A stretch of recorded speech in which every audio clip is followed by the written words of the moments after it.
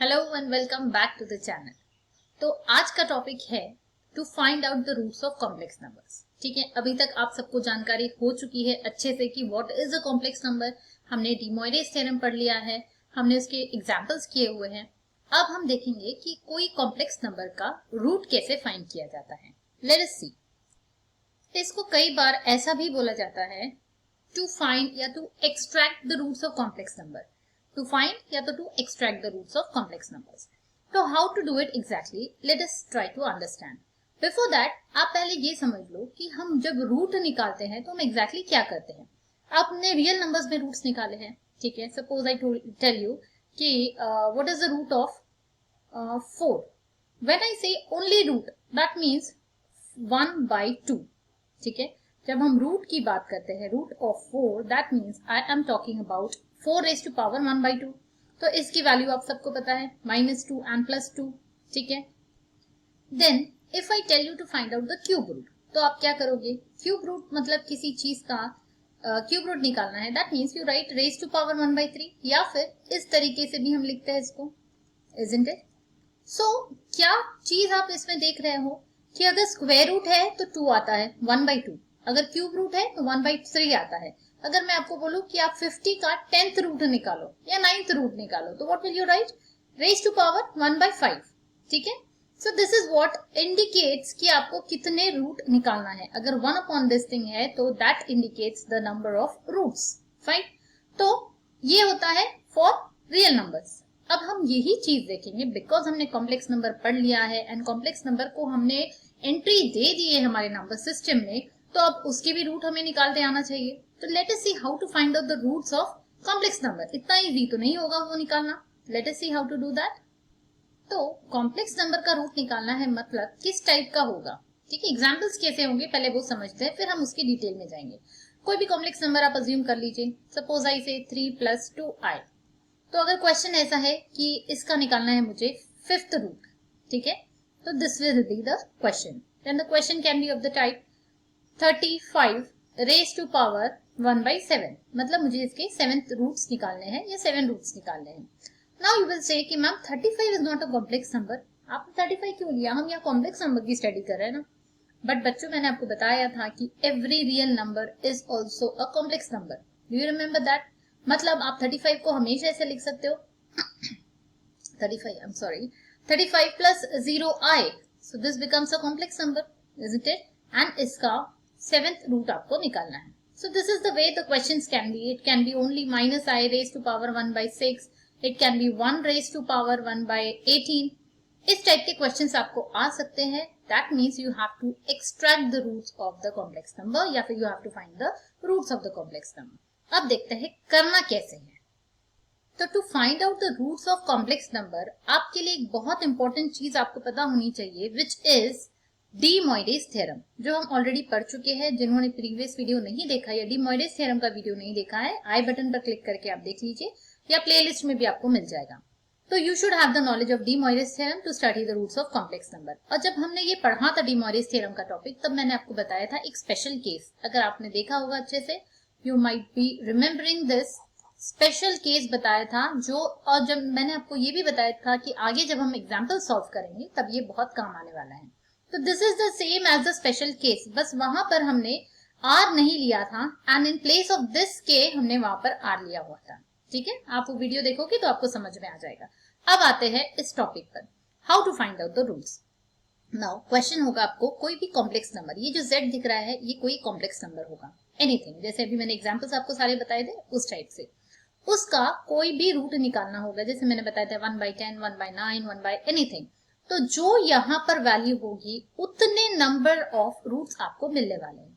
n है तो आपको n नंबर ऑफ रूट्स मिलने वाले हैं। ठीक है, देन कैसे निकालोगे? तो this first step is always to convert this number, जो भी आपको कॉम्प्लेक्स नंबर दिया हुआ है उसको आपको पोलर फॉर्म में कन्वर्ट करना है। That will be the first step of solving any example. कोई भी एग्जाम्पल हो आपको पोलर में इसको कन्वर्ट करना है। पोलर में कन्वर्ट करना है मतलब आप सबको बताया r cos theta plus i r sin theta, इस फॉर्म में लिखोगे आप। उसके बाद क्या होगा, हमने जैसे स्पेशल केस में देखा था कि जब भी 1/n होता है, in that case what happens कि आप थीटा को, बिकॉज कॉस थीटा और साइन थीटा पीरियोडिक फंक्शंस है, तो हम इसको हमेशा ऐसे लिख सकते हैं, थीटा प्लस 2k पाई, है ना, वेयर k की वैल्यूज होगी 0, 1, 2 एंड कहां तक रहेगी, वी ऑलवेज नो कि जितना n है उससे एक स्टॉप पहले आपको रुक जाना है। अगर n जैसे 1/10 है, 1/10th रूट निकालना है आपको, तो आप n की k की वैल्यूज क्या लोगे, 0, 1, 2 एंड 9 पे आपको स्टॉप करना है। तो टोटल कितनी वैल्यूज हो गई, आप बोलोगे मैम 9 पे रुके हैं तो 9 ही तो वैल्यूज होगी, आपने कहा था जितना नंबर है उतने नंबर ऑफ वैल्यूज मिलेगी। नहीं, हमने स्टार्ट कहां से किया है, हमने 0 से स्टार्ट किया है, तो टोटल कितनी वैल्यूज हो जाएगी, इट विल बी 10 वैल्यूज। ठीक है, तो बिकॉज 0 से स्टार्ट किया इसलिए 1 पे स्टॉप करते हैं हम, अगर 1 से स्टार्ट करते तो हम 10 पे स्टॉप कर देते। Now and why only till 9, इसके बाद के नंबर्स क्यों नहीं लेते, बिकॉज उसके बाद जो रूट्स आएंगे वो रेपिटेटिव होंगे, it will be the same. अब आगे बढ़ते हैं। So that this is the formula. करना क्या है, सिर्फ थीटा की जगह थीटा में ऐड करना है 2k पाई, एंड साइन में भी थीटा की जगह साइन थीटा प्लस 2k पाई करना है। एंड आगे हम देखते हैं एग्जांपल्स में what is the procedure to solve. Okay, so let us see the example.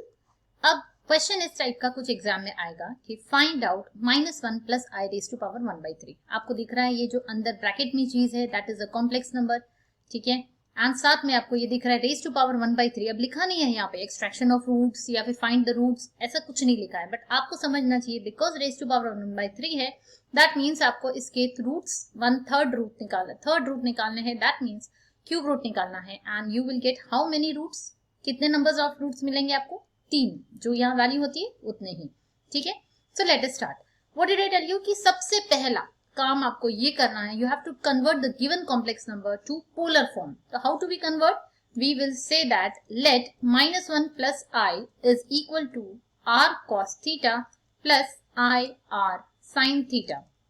अब इसके ऊपर हम बहुत सारे एग्जांपल्स पहले ही कर चुके हैं, सो हम डिटेल में नहीं जाएंगे। Here I directly write the value of r is equal to √2 आएगा। आप प्रीवियस वीडियोस चेक कर सकते हो to find out the value of r and theta यहाँ पर आता है I guess yes 3π/4। ठीक है, so this is the value of theta and r when you find out, जिसमें फॉर्मूला आप सबको पता होगा, ये r is equal to √a² plus b²। यहाँ पर a है this, b is equal to 1, a is equal to -1। जब आप वैल्यूज पुट करोगे यू विल अंडरस्टैंड कि ये वैल्यूज कैसे आई, 3π/4 and √2 tan inverse of -b/a। So what is important over here, हमें किसकी जरूरत है, हमें ये वैल्यूज की जरूरत है, जिससे कि हम इस नंबर को, गिवन नंबर को, दैट इज -1 प्लस i, आप इसको z भी बोल सकते हो, इसकी वैल्यू अब पोलर फॉर्म में क्या आ गई, √2 cos ऑफ 3π/4 प्लस √2 आप कॉमन निकाल सकते हो, यहां से देखो r एंड r, तो r कॉमन निकाल के आपने थीटा की वैल्यू पुट कर दी, i sin ऑफ 3π/4। ओके, अब हम आते हैं रूट निकालने की तरफ। कितने रूट निकालना है, we have to find cube root, that means 1/3 power raise करेंगे, तो दोनों तरफ रेज करना पड़ेगा। -1 plus i is equal to, ये पूरे साइड को रेज टू पावर 1/3 हो जाएगा। ठीक है, this term will come over here. इसको जब सॉल्व करेंगे तो यहाँ पर square root of 2 can also be written of as 2 raise to power 1/2, आप सबको पता है, एंड और एक इसको जब पावर आप लगाओगे तो ये हो जाएगा raise to power 1/3, and in the bracket you will get cos of 3π/4। अब okay, I write it once, then next step में हम अप्लाई करेंगे theorem, de Moivre's theorem, raise to power 1/3। तो अब हम अप्लाई करते हैं हमारा डी मोइरेस थ्योरम। आपको गाना याद आ ही गया होगा, ये दोस्ती, yes, so that means this will come in front of this, यहाँ पर आ जाएगा cos और इसके बीच में, and 1/3 यहाँ पर भी आ जाएगा। अच्छा, before that हमें क्या करना है, wait, देखो, हम डी मोइरेस थ्योरम लगाने के पहले क्या करेंगे, we will write this as cos of 3π/4 plus 2k pi, yes, plus i sin of 3π/4 plus 2k pi। अब ये हमने क्यों किया है, because raise to power 1/3 as it is रहेगा, बिकॉज हमने देखा है स्पेशल केस में, अभी हमने पढ़ा था, बिकॉज ऑफ स्पेशल केस, ये आप आपकी अंडरस्टैंडिंग के लिए लिख सकते हो, एग्जाम में लिखने की जरूरत नहीं है कि बिकॉज ये पीरियोडिक फंक्शंस है तो इसकी हेल्प लेने से ही हमें अलग अलग वैल्यूज मिलेगी। अगर हम 2k पाई नहीं रखेंगे यहाँ पर तो आपको एक ही वैल्यू मिलेगी, isn't it? बट हमें अलग अलग वैल्यूज चाहिए। हमें टोटल कितनी वैल्यूज मिलने वाली है? यहाँ पे 3 वैल्यूज मिलने वाली है। उसके लिए हमें k की अलग अलग वैल्यूज चाहिए। Now what will be k over here? कैसे बताया था मैंने? k कहाँ से स्टार्ट होता है? k will start from 0 and it will stop एक स्टेप पहले। सो दैट मीन्स 3 है तो 2 पे रुक जाएगा, तो k इक्वल टू 0 1 2। नाउ अब हम इसको अंदर लाएंगे। डी मोइरेस थ्योरम लगाने के बाद हमें मिल जाएगा, that means what will happen, de Moivre's theorem लगाना है मतलब ये 1/3 यहाँ से अंदर आ जाएगा, मल्टीप्लाई हो जाएगा इसके साथ, यहाँ पर भी एंड यहाँ पर भी। सो 1/3 यहाँ आने के बाद you can write it like this, upon में आ जाएगा, upon 3 and upon 3। I hope you all are understanding this. हम ये पहले बहुत डिटेल में पढ़ चुके हैं। So this is the value that we get. Now इससे क्या होगा? इससे ये होगा कि हमें ये पता है ये जो वैल्यूज है इसमें आप k की अलग अलग वैल्यू पुट कर दोगे तो आपको 3 रूट्स मिल जाएंगे। So let us see how to do that. I have rewritten this value, ये यहाँ पर मैंने फिर से लिखा हुआ है आपकी अंडरस्टैंडिंग के लिए। ये देखिए ये हमें वैल्यू मिली हुई थी बाय डी मोइरेस थ्योरम। अब हम अलग अलग k की वैल्यूज के लिए इसके रूट्स फाइंड करेंगे। So for k equal to 0 देखते क्या मिलता है। जो भी मिलेगा हम उसको बोलेंगे वो हमारा फर्स्ट रूट है, तो हमने इसको नाम दे दिया z1। Now z1 will be, यहाँ पे हमें k की जगह 0 पुट करना है तो ये वैल्यू पूरी 0 हो जाएगी। So what will you gate? ये हो जाएगा 3 pi by 4 upon 3। That means you will get 3 pi by 12। 4 और 3 मल्टीप्लाई हो जाएंगे, यहाँ पर भी you will get 3 pi by 12। या फिर आप इसको कैंसिल करके डायरेक्टली लिख सकते हो पाई बाय 4, है ना?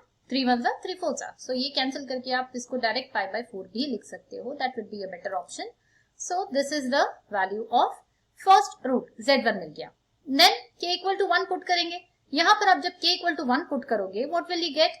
3 पाई बाय 4 प्लस 1 मतलब ये आ जाएगा 2 पाई अपॉन 3।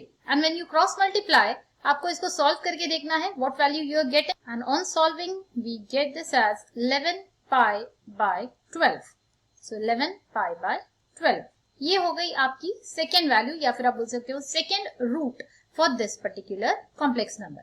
अब थर्ड रूट के लिए क्या करना है? Very simple, again k equal to 2 put कर दो इसी इक्वेशन में, जो हमारा इंपॉर्टेंट इक्वेशन है इसको इक्वेशन नंबर 1 बोल सकते हैं। तो for k equal to 2 in equation 1 we get, यहाँ पे 2 पुट करोगे तो for this you will get 3 pi by 4 already आपके पास था, तो 2 2 4 पाई आपको मिल गया upon 3। And on solving you will get 19 pi by 12, 19 pi by 12। So these are the 3 roots. Question ये था कि इस पर्टिकुलर कॉम्प्लेक्स नंबर के का आपको क्यूब रूट निकालना है। दैट मीन्स आपको इसके 3 रूट्स निकालने हैं, ठीक है?